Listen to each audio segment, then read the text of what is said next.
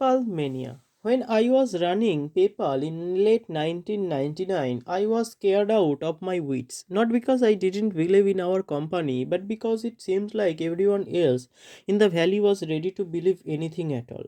Everywhere I looked, people were starting and flipping companies with alarming casualness. One acquaintance told me how he had planned an IPO from his living room before he had even incorporated his company. And he didn't think that was weird. In this kind of environment, acting sanely began to seem eccentric. At least PayPal had a suitably grand mission, the kind that post bubble skeptics would later describe as grandiose. We wanted to create a new internet currency to replace the US dollar.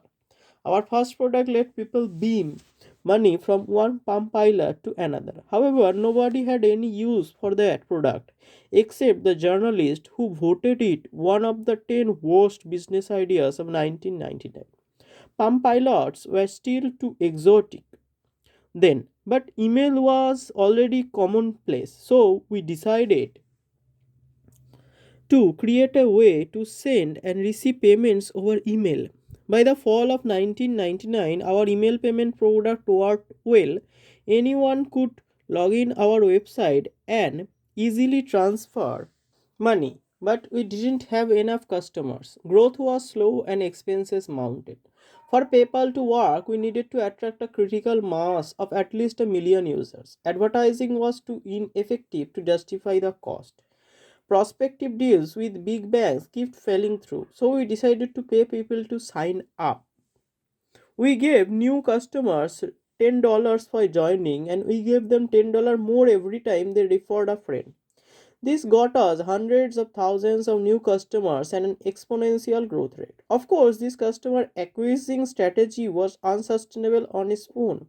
When you pay people to be your customer, exponential growth means an exponentially growing cost structure.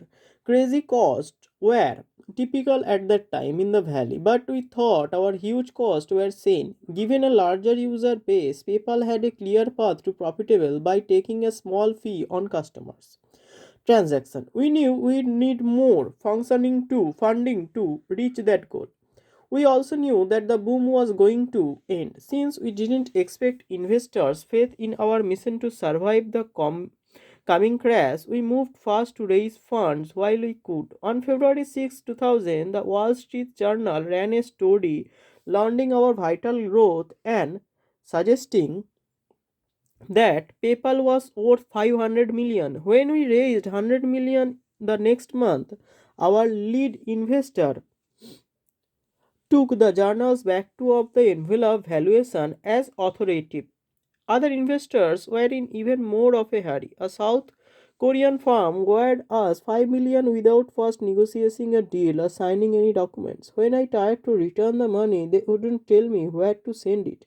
That March 2000 financing round bought us the time we needed to make PayPal a success. Just as we closed the deal, the bubble dropped.